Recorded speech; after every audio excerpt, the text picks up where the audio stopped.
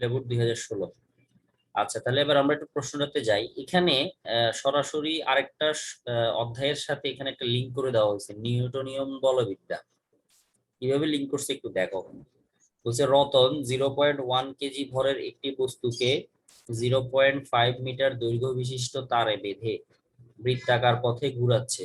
ওই যে আমরা কিছু নিউটনীয় বলবিদ্যা অঙ্ক করছিলাম, যে উলম্ব তলে ঘুরানো, অনুভূমিক তলে ঘুরানো, তারপরে ছিঁড়ে যায়, ছিঁড়ে গেলে বস্তুটা কোথায় গিয়ে পড়ে, এরকম কিছু ব্যাপার আমরা করছিলাম না নিউটনিয়ান বলবিদ্যা আর কি। তো অনেক আগে করছি, মনে আছে কিনা, মনে আছে এরকম কিছু?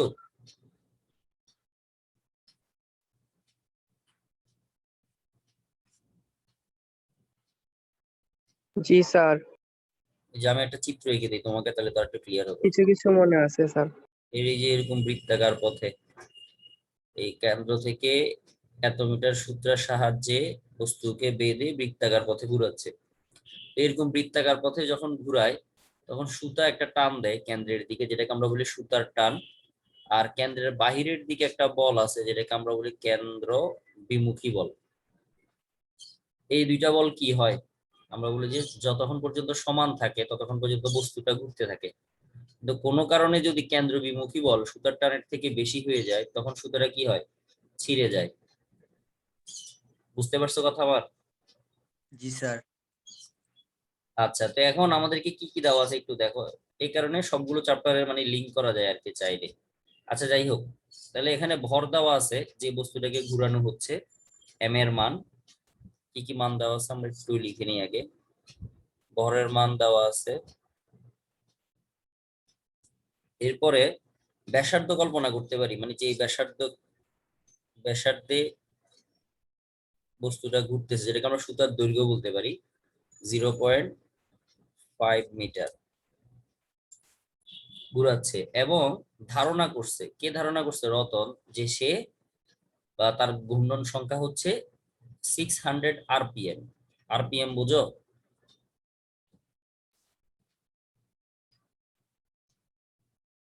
আরপিএম মানে রেডিয়ান পার। না না, রেডিয়ান না, রেভলিউশন বা রোটেশন পার মিনিট।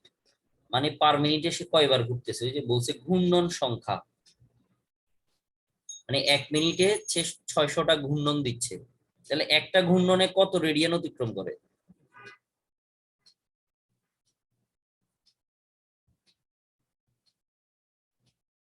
আমরা সবাই ওমেগা সূত্র জানি, 2 pi capital N divided by small টি।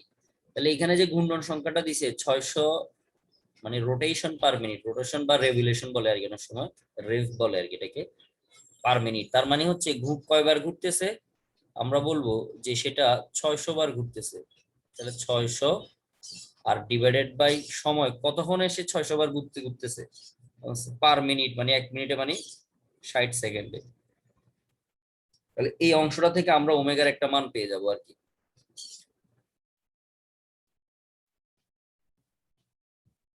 20 পাই, পাই পাই এর মতো রাখলাম। ওমেগার একক হচ্ছে রেডিয়ান সেকেন্ড ইনভার্স 1। অন্য চ্যাপ্টারের সাথে লিঙ্ক করা, তো এই জন্য হয়তো বা ধরতে একটু সমস্যা হবে। আচ্ছা, তো যে তার দিয়ে বস্তুটাকে বেঁধে ঘুরানো হচ্ছে, সে তারটির ক্ষেত্রফল দেওয়া আছে আমাদেরকে সরাসরি। ক্ষেত্রফল A equals to tan inverse 6 metre square. এবং অসহপীড়ন, অসহপীড়ন কি মনে আছে, অসহপীড়ন কাকে বলে?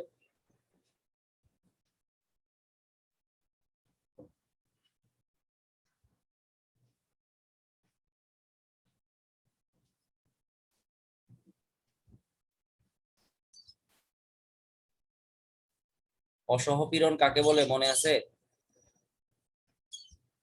স্যার, কোন একটি তারের সর্বোচ্চ ধারণ ক্ষমতা। হ্যাঁ, বুঝি নাই, আবার বলো।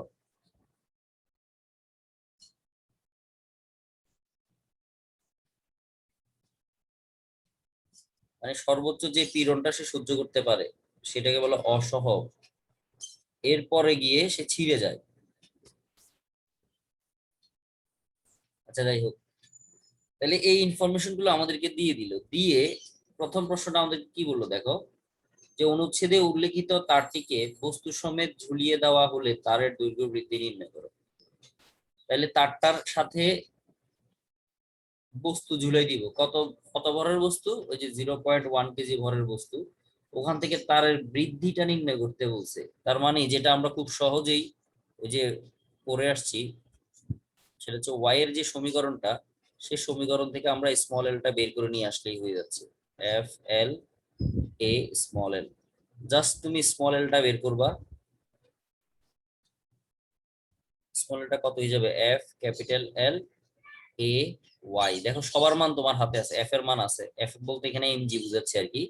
0.1 ইন্টু 9.8 আছে গেল ক্যাপিটাল এল। আদি দৈর্ঘ্য, আদি দৈর্ঘ্য কি দিছে? কত দৈর্ঘ্য? তারটার দৈর্ঘ্য দেওয়া আছে না 0.5, যেটাকে আমরা ব্যাসার্ধ কল্পনা করছি আর কি, যেহেতু সে ঘুরতেছে, যেটাই ব্যাসার্ধ সেটাই এখানে আদি দৈর্ঘ্য আর কি। বুঝতেছো কথা? ব্যাসার্ধটাই স্যার আদি দৈর্ঘ্য হিসেবে গণনা হবে। হ্যাঁ, যেহেতু এত দৈর্ঘ্য বিশিষ্ট তারে বেঁধে ঘুরাচ্ছে আর কি,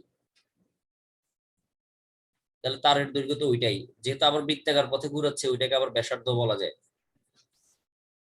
তাহলে এখানে সবগুলো মান বসাও, বসাইলে তুমি স্মল এল পেয়ে যাবা। তাহলে এটা আগের আগের অঙ্কগুলো যেগুলো আমরা আগে করাইছি, এটা আমাদের দরকার নাই, আমাদের দরকার পরেরটা, ঘ নাম্বারটা। বলছে রতনের, আচ্ছা এখানে খ দেওয়া, সরি, আচ্ছা যাই হোক, রতনের ঘূর্ণন সংখ্যার ধারণার সত্যতা গাণিতিকভাবে বিশ্লেষণ করো। এর মানে বুঝাইতে চাইছে, রতন যে বলছে যে মিনিটে 600 বার ঘুরাইতেছে, তার মানে তার এই কথাটা ঠিক কিনা, তার সত্যতাটা যাচাই করতে বলছে আমাদেরকে আর কি। এখন আমরা সত্যতা কিভাবে যাচাই করবো যে সে পার মিনিটে 600 বার ঘুরাইতে পারতেছে কিনা? আমরা কি করব, আমরা যে জিনিসটা দেখাবো আর কি, সেটা হচ্ছে ওই যে অসপীড়ন নামে একটা পীড়ন আমাদেরকে উদ্দীপকে দেখে দেওয়া আছে, একটা মান, যেই পীড়নটা পর্যন্ত এই বলটা টান সহ্য করতে পারবে। এখন প্রথমে আমরা যে কাজটা করব সেটা হচ্ছে অসহ পীড়ন থেকে আমরা আগে অসহ বলটা বের করব। যেহেতু টান এক প্রকার বল, সেই জন্য আমরা প্রথমে অসহ পীড়ন থেকে অসহ বল বের করব। মানে দেখবো এই বলের থেকে বেশি বল এই সুতার উপর বা তারের উপর প্রয়োগ করতেছে কিনা। যদি বেশি বল প্রয়োগ হয়ে যায়, তাহলে তারটা ছিঁড়ে যাওয়ার একটা সম্ভাবনা থাকে।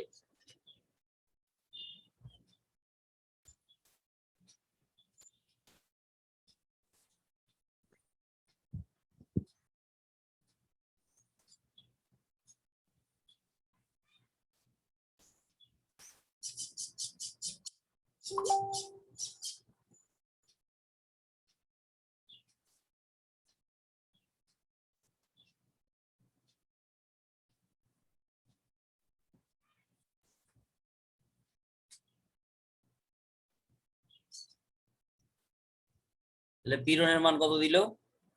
4.8 ইন্টু 10⁻⁷। ক্ষেত্র ক্ষেত্রফল কত দিল? 10⁻⁶। তাহলে মানগুলো বসাও, দেখো মানটা কত আসে।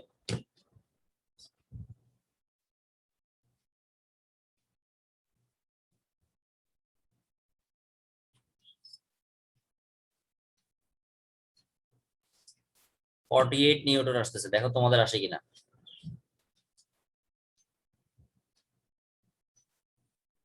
এটার মানে কি, এই যে 48 নিউটন আসলো, এটার মানে কি দাঁড়ায়? অসহবল 48 নিউটন, এটার মানে হচ্ছে এই বলটা পর্যন্ত তার সহ্য করতে পারে। তার মানে এই যে তুমি বস্তুটাকে বেঁধে চারিদিকে ঘুরাচ্ছ, ঘুরানোর কারণে সুতার উপর একটা টান প্রয়োগ হচ্ছে না, বা টান বল কাজ করতেছে না। যে টান বলটা কার সমান হয়ে যাচ্ছে? আমরা বলি যে কেন্দ্র বিমুখী বলের সমান হয়। এখন কেন্দ্র বিমুখী বলের মান যদি কোনোভাবে টান বলের থেকে বেশি হয়ে যায়, অর্থাৎ 48 নিউটন থেকে বেশি হয়, তাহলে সুতাটা কি সেই টানটা সহ্য করতে পারবে? না না স্যার। স্যার। তখন সেটা ছিঁড়ে যাবে। তার মানে ও যে যে পার মিনিটে 600 বার করে ঘুরাইতেছে, তাহলে আমরা দেখবো যে এই 600 বার ঘুরানোর কারণে সুতাটা ছিঁড়ে যাচ্ছে কিনা, বা বলের থেকে বেশি বল তার উপর প্রয়োগ হচ্ছে কিনা। এই কারণে আমরা কি করলাম, আমরা প্রথমে কেন্দ্র বিমুখী বলটা বের করি। এই যে 600 বার ঘুরাচ্ছে, এই 600 বারের জন্য কেন্দ্র বিমুখী বলটা কত আসে। কেন্দ্র বিমুখী যদি সুতার টানের থেকে বেশি হয়ে যায়, তাহলে সমস্যা হবে।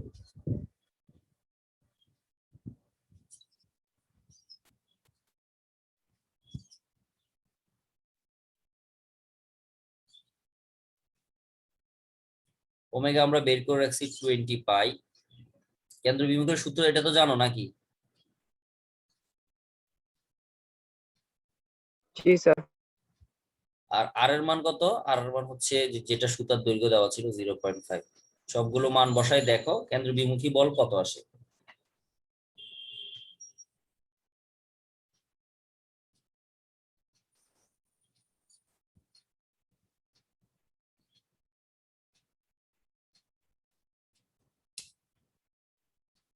অনেক বেশি আসতেছে, 197 সামথিং আসতেছে। দেখো তো তোমাদের আসে কিনা এরকম, নাকি আমার ভুল আসছে?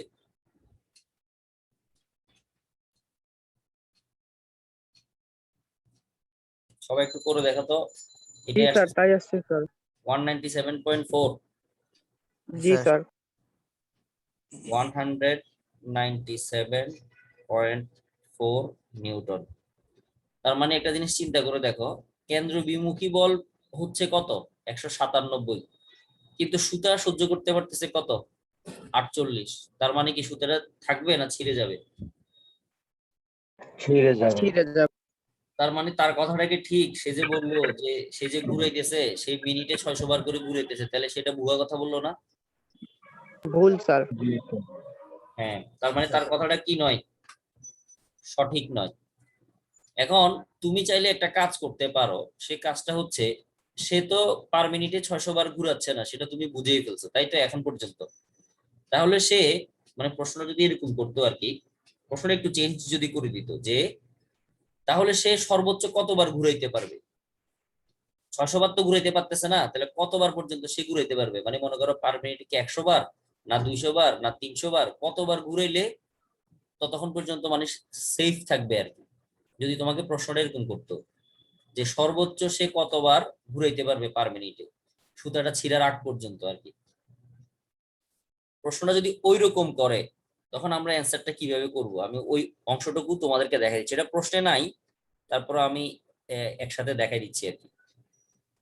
যদি এরকম প্রশ্ন করে যে সে কতবার ঘুরাইতে পারতো, তাহলে তোমাকে আগে চিন্তা করতে হবে কতক্ষণ পর্যন্ত সুতাটা অক্ষত থাকতো। যতক্ষণ পর্যন্ত সুতার উপরে টান কত প্রয়োগ হইতো? সর্বোচ্চ 48 না? জি স্যার 48 নিউটন। 48 নিউটন পর্যন্ত সুতাটা কি করতে পারে? সহ্য করতে পারে। তাহলে ওই সহ্য ক্ষমতাটা ব্যবহার করে যতবার ঘুরানো সম্ভব সে ততবার ঘুরাইতে পারবে। এখন কতবার ঘুরানো সম্ভব এটা আমরা একটু দেখি। তো আমরা কি বললাম যে যতক্ষণ পর্যন্ত টি ইকুয়ালস টু কি থাকবে, এফসি প্রাইম থাকবে, ততক্ষণ পর্যন্ত কি হবে? সুতাটা ছিঁড়বে না, মানে সফলভাবে সে ঘুরাইতে পারবে। যখনই কেন্দ্র বিমুখী বলটা সুতার টানের থেকে বেশি হয়ে যাচ্ছে, তখনই প্রবলেমটা তৈরি হচ্ছে, তখনই সুতাটা ছিঁড়ে যাচ্ছে। তো আমরা এটাকে সমান ধরে গিয়ে তারপরে আমরা মনে করো যে ঘূর্ণন সংখ্যাটা বের করবো। এখন ঘূর্ণন সংখ্যা কার ভিতরে সুতার টান কত হইতে পারবে? 48। এফ এফসি প্রাইমের জায়গায় আমরা কি লিখি? এম ওমেগা স্কয়ার আর। ওমেগার ভিতরে তোমার ঘূর্ণন সংখ্যা আছে, যেটাকে আমরা ক্যাপিটাল এন বলি আর কি। আমরা সেই প্রথমে ওমেগাটা বের করে নিয়ে আসো তুমি। ওমেগা স্কয়ার সমান হয়ে যাবে 48 divided by M divided by R. আর শুধু ওমেগা সমান হয়ে যাবে তার উপরে রুট ওভার। তাহলে মানগুলো বসাও। 48 ডিভাইডেড বাই ভরের মান হচ্ছে 0.1, ব্যাসার্ধের মান হচ্ছে 0.5। তাহলে সেখান থেকে ওমেগা পাবা। আবার ওমেগা সমান আমরা কি লিখতে পারি বাম পাশে? 2 pi sir capital N 154। Divided by small t লিখা যায়।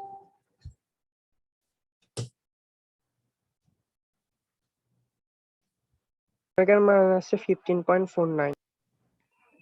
কিসের মান? স্যার ওমেগা, ওই যে স্যার 48 √48 ডিভাইডেড বাই 01। ভালো করে দেখো, আমার তো 30.98 আসছে। আরেকবার আমারও বলে স্যার দেখো। 30.98।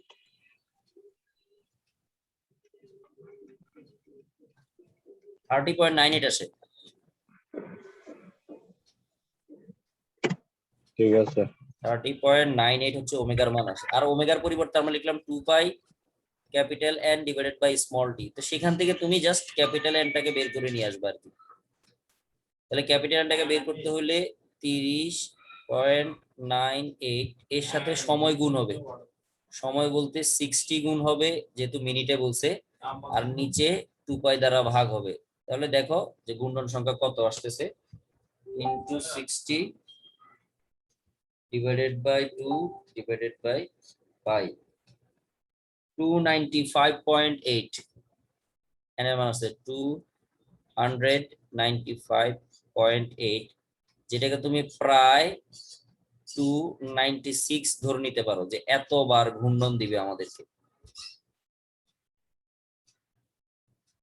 এটা তুমি না করলেও যে তোমাকে মার্কস দিবে না এমন না, জাস্ট এটা আমরা আরেকটা পদ্ধতি দেখে রাখলাম, যদি প্রশ্নটা আমাদেরকে বর্ধিত রূপ দেয় তখন যেন আমরা এই অংশটা করতে পারি। বুঝতে পারছো? এর মানে জি কি স্যার। দাঁড়াইলো, এই যে ঘূর্ণন সংখ্যা 296 বার আসছে, এটার মানে কি যে এই সুতা দিয়ে তুমি সর্বোচ্চ প্রতি মিনিটে 296 বার ঘুরাইতে পারবা। যদি এর থেকে বেশি ঘুরাও তখনই সুতাটা কি হয়ে যাবে, বুঝে যাবে। ছিঁড়ে যাবে। আর যেখানে সে বলতেছে সে কতবার ঘুরাইছে, 600 বার ঘুরাইছে পার মিনিটে। প্রশ্নটা বুঝছো কথা? জি স্যার। আশা করি বুঝতে পারছো। আচ্ছা ঠিক আছে, তাহলে এবার আসি আমরা, এটা গেল আমাদের কুমিল্লা বোর্ড 2016। এবার আসো 7 নাম্বারটাতে, যেটা হচ্ছে আমাদের চট্টগ্রাম বোর্ড 2017।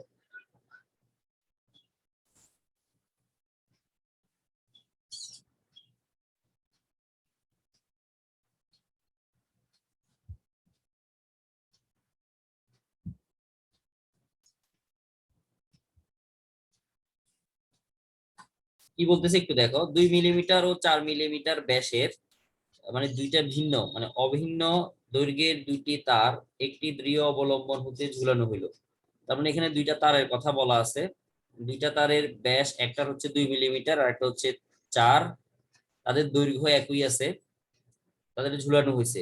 তার দুইটিতে অভিন্ন ওজন, অভিন্ন ওজন মানে বুঝো, মানে ওজন বলতে একই ওজন ঝুলানো হয়েছে আর কি দুটোটা দুইজনের তার। একই ওজন।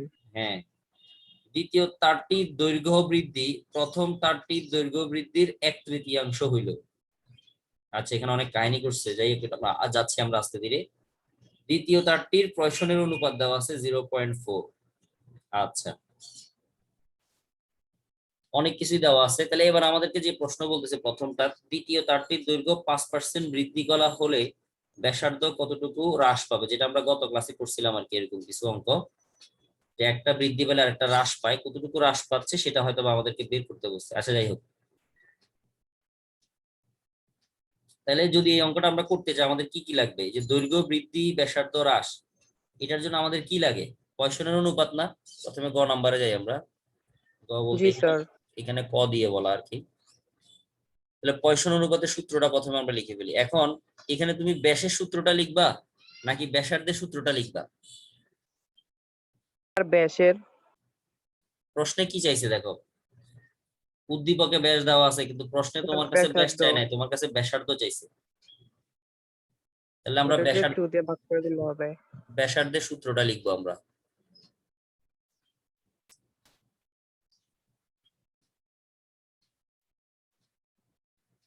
হ্যাঁ, ব্যাস বের করে তুমি 2 দিয়ে ভাগ দিলেও হবে, হবে না যেমন না। আমরা প্রথম থেকে ওইটা দিয়ে দিই, প্রথমে ভাগ করে ফেলবো আর কি। আচ্ছা যাই হোক, কি বের করতে বলছে আমাদেরকে, ব্যাসার্ধ কতটুকু হ্রাস পাবে, অর্থাৎ ডেল আর এর মান বের করতে বলা হয়েছে। তাহলে ডেল আর সমান কি লেখা যাবে, sigma capital R del L divided by capital এল।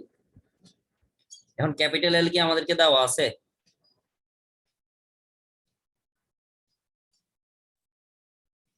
5% বৃদ্ধি। হ্যাঁ বলে দিছে, স্মল ডেল এল আমাদেরকে বলে দিছে। তাহলে সিগমার মান হচ্ছে কত দিল, 0.4। ব্যাসার্ধের মান হচ্ছে ব্যাসের অর্ধেক, এটা কোন তারের কথা বলছে, দ্বিতীয় তার। তার মানে 2 মিলিমিটার, 2 মিলিমিটারকে একসাথে মিটারে নিয়ে গেলাম, 2 × 10⁻³ সরাসরি নিয়ে গেলাম আর কি। 2 দিয়ে ভাগ করে 1000, 2 দিয়ে ভাগ, এরপর আবার 1000 দ্বারা ভাগ।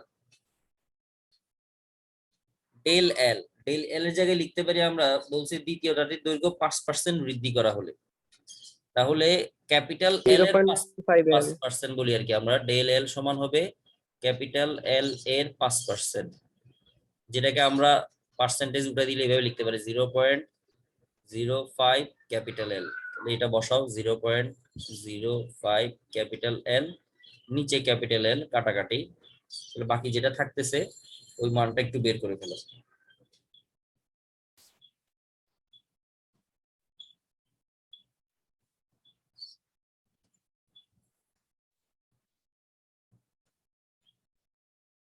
ফোর ইন্টু 10⁻5 আসে আমার,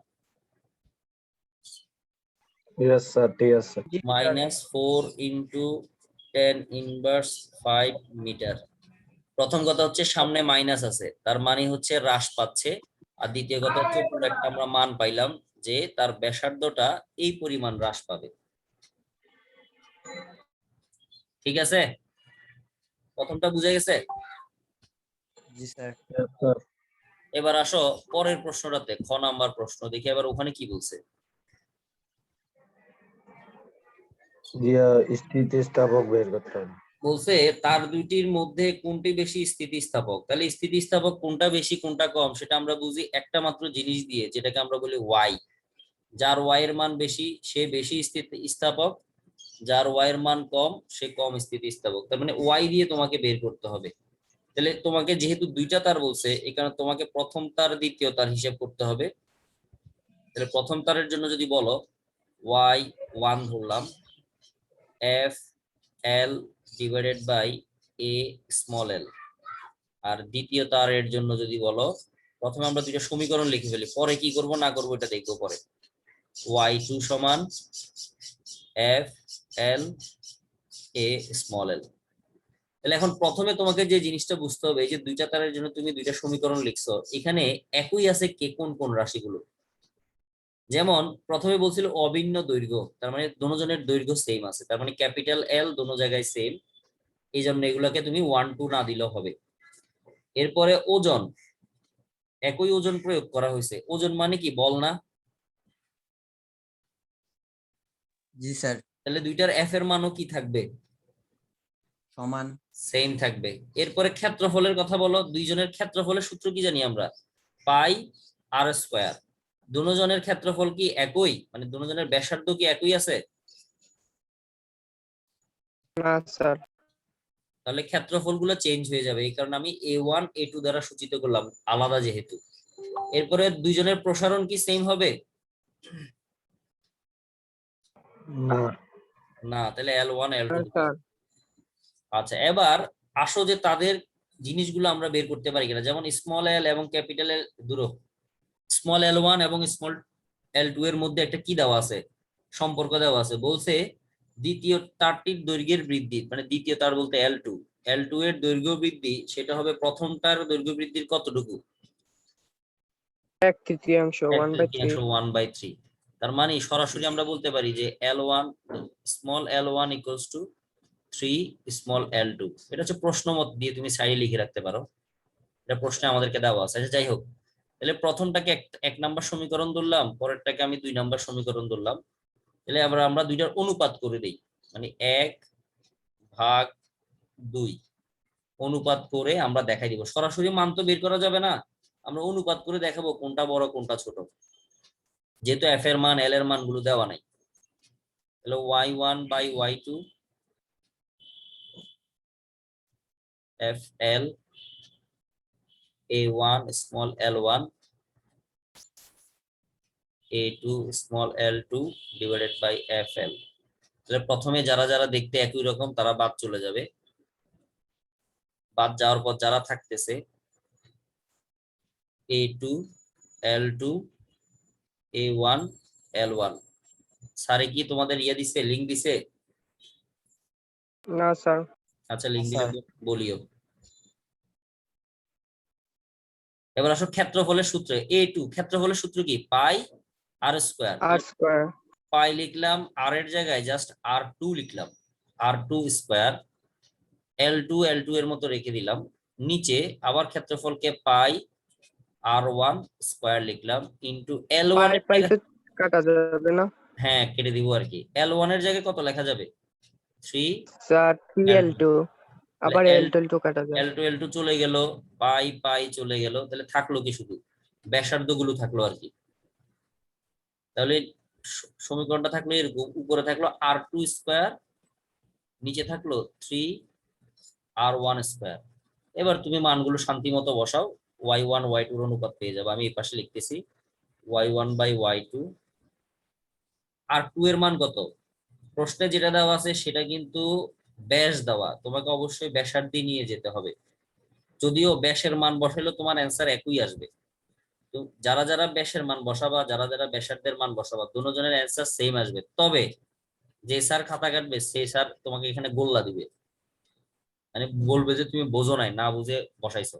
তাহলে R2 কত? দ্বিতীয়টার ব্যাসার্ধ কত? 2 মিলিমিটার। সেটাকে মিটারে নিলে 2 ইন্টু 10 ইনভার্স 3,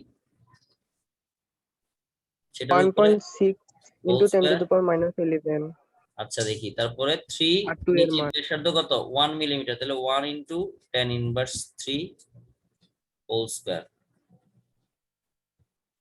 তাহলে কত থাকে? 10 ইনভার্স 3 চলে যাবে।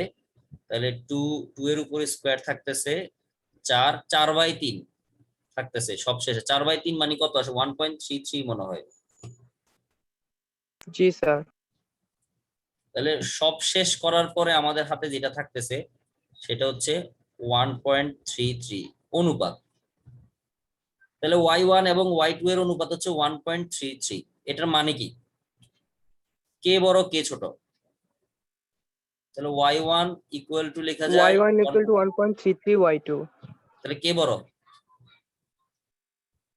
y1 y1 বড়। তাহলে তোমাদেরকে জানতে চাইছে যে কোন তারটা বেশি স্থিতিস্থাপক। তাহলে এখন অ্যান্সার কি হবে? আর y1 প্রথম তারটা Y1 বেশি পরিমাণে স্থিতিস্থাপক। বুঝা গেছে? তাহলে বেসিক কিন্তু একই আছে, খালি তোমার একটু ঘুরে পেঁচাই করতে হচ্ছে আর কি। মানে অঙ্কটা কখনো তোমাকে সরাসরি মান দেওয়া থাকতেছে, কখনো এরকম স্যার কোশ্চেন ধরতে হবে। হ্যাঁ হ্যাঁ উদ্দীপক এই জন্য তোমাকে এরকম সৃজনশীল গুলো একটু বেশি প্র্যাকটিস করতে হবে। তাহলে তোমার ধারণা বিল্ড আপ হবে যে প্রশ্নগুলো কিভাবে কিভাবে আসতে পারে আমাদের কাছে। ঠিক আছে? জি স্যার। জি স্যার স্যার লিংক দিয়ে দিছে। হ্যাঁ ঠিক আছে। তাহলে আমি যেহেতু এই দুইটা করাইছি, তোমাদেরকে দুইটা করাইলাম, কত কত করাইছি? 6 7। আর যে দুইটা 6 7 15 16 সেটা তোমরা নিজেরা চেষ্টা করিও। না ঠিক পারলে আছে স্যার। নেক্সট ক্লাসে দরকার হলে আমি আবার দেখাই দিব। ওকে, জি আল্লাহ স্যার হাফেজ। আসসালামু আলাইকুম।